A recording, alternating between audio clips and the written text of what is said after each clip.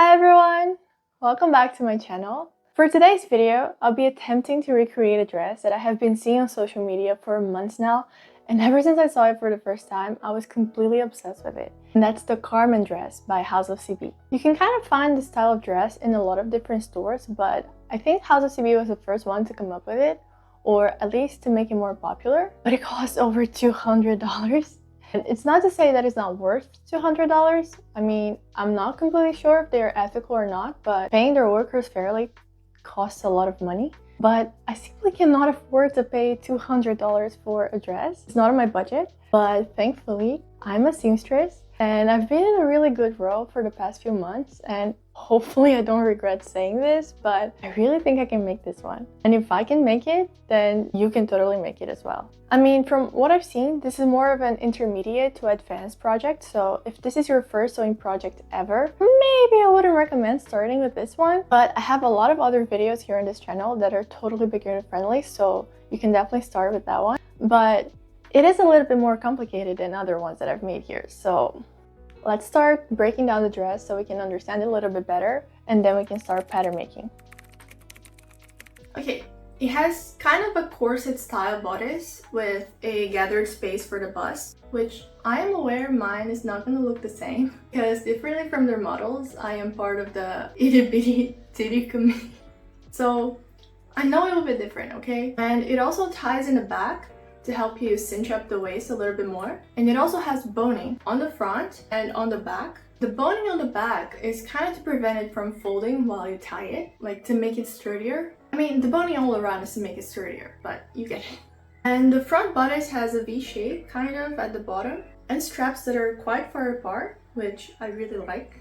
And the skirt, it's really flared out with a slit that goes all the way to the middle of the thigh. From what I can tell, the skirt has 3 panels for the front and 3 panels for the back. Seems like a skirt that uses up a lot of fabric, so I'm a bit worried because the fabric that I already had in my stash is not that long.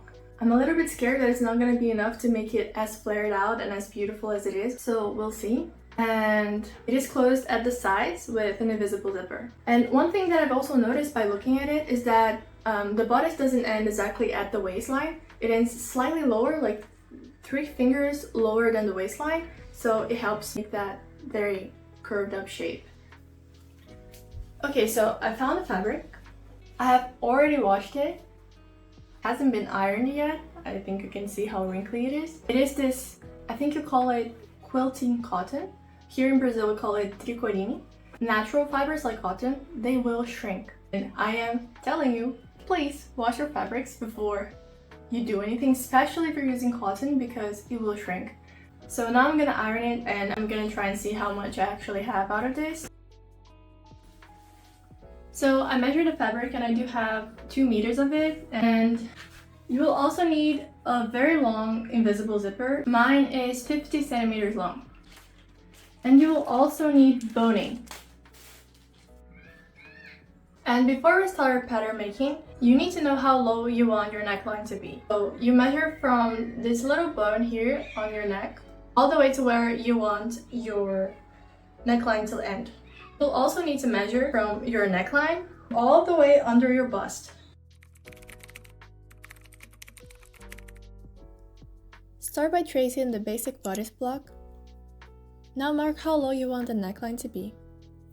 And below that, the neckline to under bust distance. The shape is not straight, so I'm marking up 4 centimeters from the under bust and 4 centimeters from the side seam to where the cup will start. Now I'm drawing the oval shape of the cup.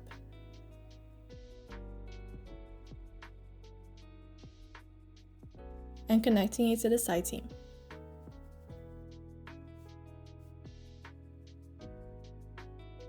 The middle of the cup also seems to go down a bit, so I'm connecting it with a curve.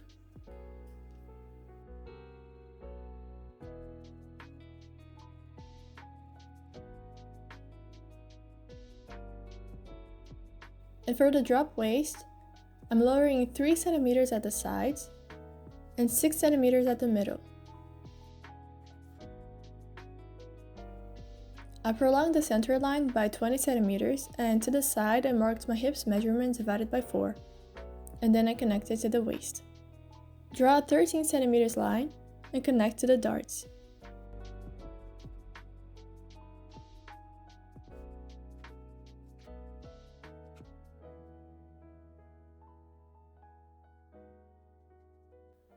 Now cut the pattern pieces. I cut it around 1 cm higher because I was afraid it would be too low, but I think it would have been just fine that way. Set aside the skirt and the cup for now. I'm retracing them to a new piece of paper to add seam allowance. I added 1 cm all around, minus the side seam, because the basic bodice block already had side seam allowance there. Now for the cups, we will use the slash and spread method. Cut them in 3 parts and spread them apart. I kinda went back and forth for a bit, but I ended up spreading them 9 cm away from each other in total. If you wanted more gathered, then you can spread it more. And this is to indicate that we're supposed to gather them more in the middle part than the side part. Now the front skirt. I am closing the dart and redrawing the top and measuring the total length of the skirt all around. I made a slightly inclined line for the slit. This is the grain line.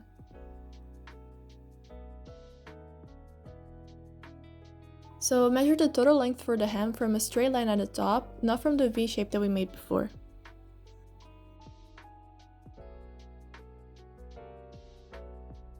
The back top is basically the same thing we did for the front, minus the cup. I am measuring the side to make it the same length and connecting it to the middle with a curve. And for the bottom, I'm making it a bit round instead of having a V shape.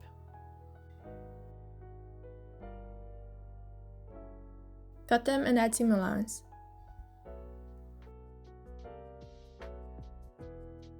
The center back will be cut on fold, and I didn't add seam allowance to the side seam again.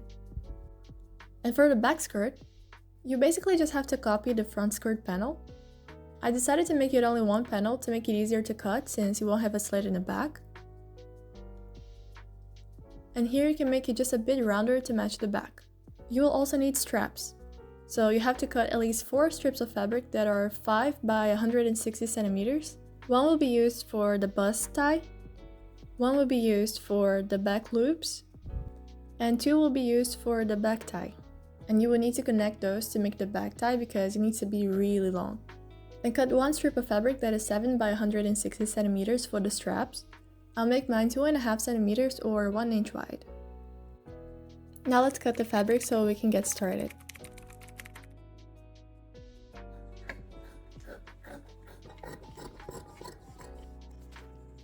I do have some fabric left. I have enough to cut all of those for the lining as well, but I'm just going to sew them first to see if I have to make any adjustments.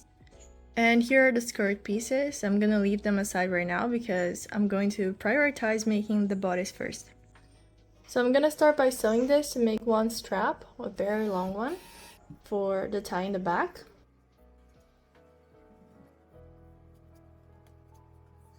Because before I sew the back panels together, I have to have already the small loops.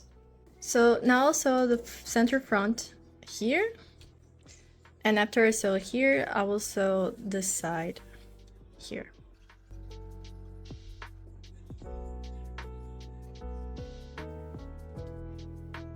Now I'll iron the strap and the seam open.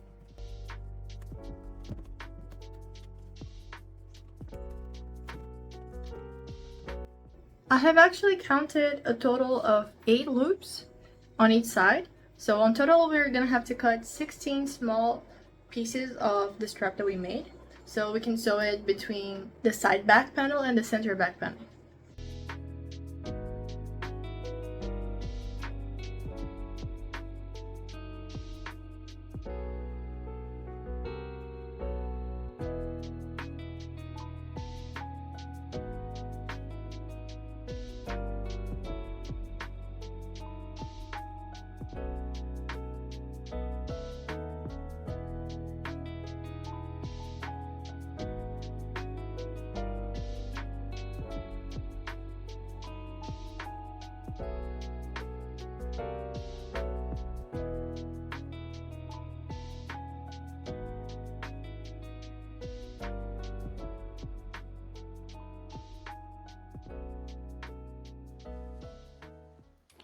So my plans for yesterday were to finish at least a full corset.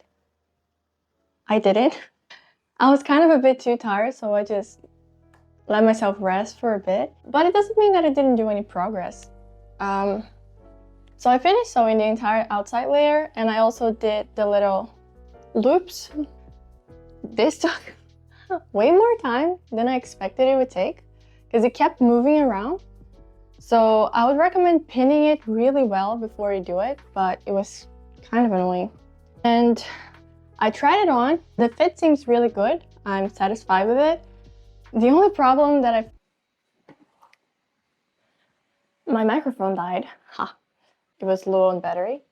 The only problem that I found is that the cups don't really fit me the same way they fit their models, which I was already expecting, but it looks really empty. So I thought about using padding. I actually got this to make a bikini that I never really made, but maybe it will come in handy now. I plan on putting this in between the lining and the fashion fabric. I don't know how it will look like, if it will fit or not, because for my actual cup size, this is just fine. It fits really well, but for this on the inside, it might not be enough once I fold it. We'll see. Now I'm going to cut all of the pattern pieces for the lining. Then I'm going to assemble the lining all together. And then I'm going to come back here and show you how to assemble the cups. I'm back. For you, it's been a few seconds, but for me, it's been a couple of hours. And I have finished the lining, and I have also figured out how to make the cups. I sewed them, and then I took them apart just so I would know exactly how to do it, so I could teach you guys properly. So we have the outside layer and the lining. And when you're sewing the lining pieces together, since the zipper will be on the sides, you have to sew the opposite side, because they will be placed right sides together like this. So they have to be mirrored, okay? Don't forget about that. Now for the cups. I tried it with and without the padding, and I preferred it with the padding, but that's up to you. What I did here in the lining, I cut the lining in a very thin fabric. This is viscose, just because I was afraid that if I cut 2 times on the cotton, it would be too thick and it would be weird. But I did this by cutting a slit and overlocking the edge so I can try to make the cups removable when I wash them. You don't have to do this if you do not plan on adding padding or if you don't want to make them removable, but 10 centimeters, so 4 inches. Now what you have to do is place the cups right sides together with the lining. Leave around 2.5 centimeters or 1 inch, and then you can sew. Sew from here to here. And you don't have to do this step if your lining is the same fabric as you're using for the outside, but since I don't want the black peeking through, I'm going to put the seam allowance towards the lining and stitch it close to the edge. I'm not going to go past this. Now that I've done this, we're going to return to them right sides together, like this. You're going to pin them in place and sew it here with a 1 foot distance from the edge. As you can see, we have a little hole here that we left without sewing. And now you're going to run a stitch around 1.5 centimeters away from the edge. Now we'll pick up a strap and a loop turner. You hook here and you pull through. Now you can stitch it here just to make sure it's not going to move.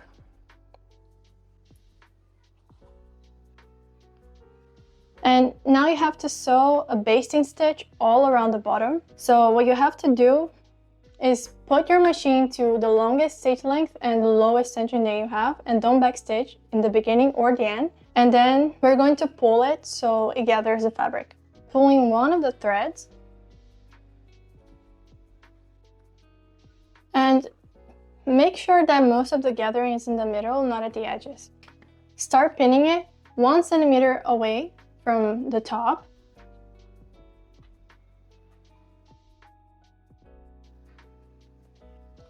Now you stitch it with 1 centimeter seam allowance. Now all we have to do is sew the lining. So pull it down like this. Take the lining and place it on top. I'll start with the middle. Then I'll pin here at the sides.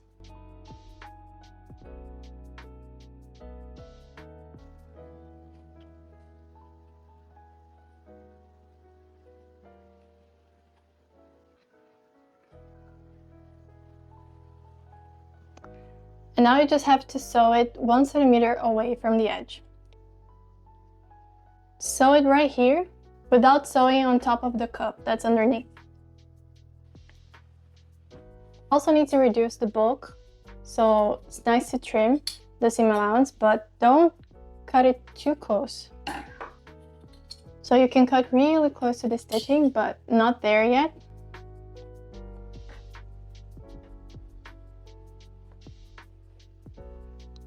And now we need to create the casings for the boning. And my boning is 0.8 centimeters wide. I'm gonna try and mark the side so I know for sure the width. I used 1 machine foot at the left and 1 machine foot at the right, using the seam in the middle as a guide.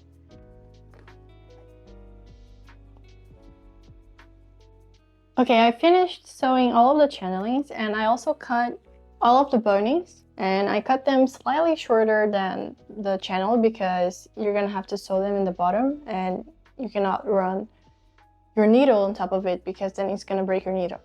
But it's really sharp, and what we have to do is make it rounder so it doesn't cut the fabric or hurt you. To make it rounder, I'm gonna use a nail file.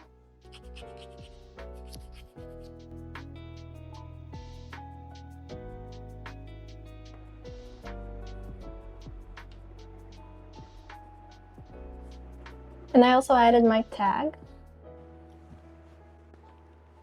And now I just have to add the straps. I'll fold them inside and I'll sew it right here.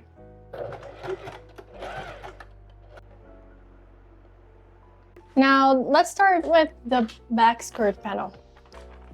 I originally had put it on the fold, but to optimize the space, the fabric, when cutting, I decided to make a seam in the back.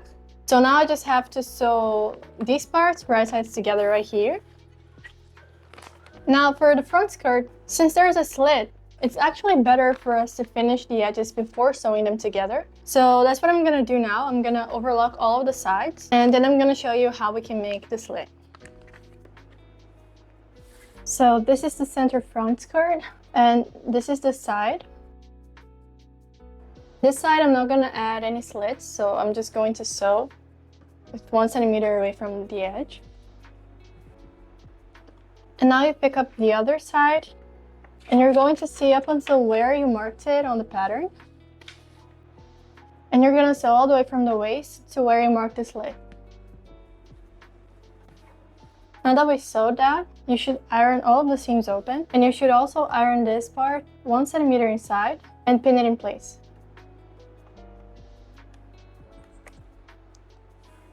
And now all you have to do is stitch on top of here to secure the hem. Another thing that is really good for us to do is to stitch right here so it doesn't rip apart later. There will be a lot of tension in this part. Now we just have to sew the back panels to the front panel.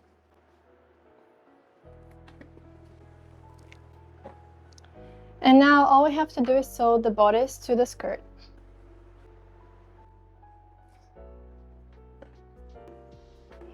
And the dress is almost finished.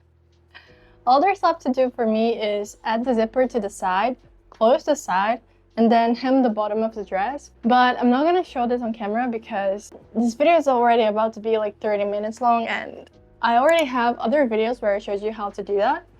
And after I'm done doing this, I'm going to clean the mess that is my room right now because the floor is filthy. And I'm gonna get ready and show you guys the result. I'm excited to see it on.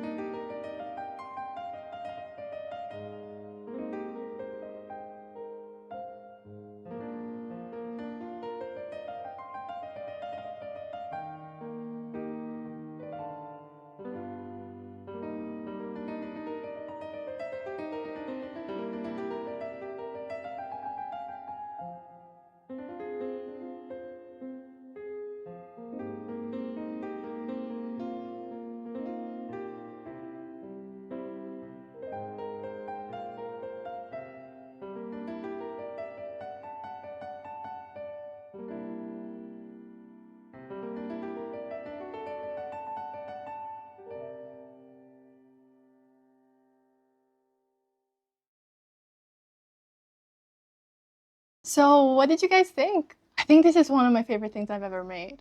Despite not having a lot of time to make it, I had to cram it in like 2 days. I still had a lot of fun. And I really hope you guys enjoy watching it as much as I loved making it. So this is it for today's video. If it was helpful to you at all, please don't forget to give it a like or leave a comment. And if you want to watch more videos like this, don't forget to subscribe. And if you have any requests, maybe there's a dress or something that you saw on Pinterest and you've been obsessed with, like I've been with this dress, and you want to learn how to make it, if there is something like this, let me know in the comments. Or you can also send me a DM on Instagram. And if I like it, I'm going to try to recreate it for you. Hope to see you guys next time as well. Bye! I didn't really tighten this up a lot because I like to breathe. But if you don't care much about breathing, you can just tie it tighter. Let me show you.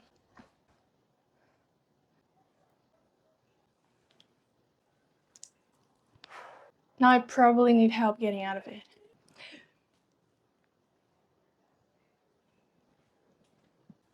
Will you help me, Jocelyn? Will you? I need help getting out of the dress.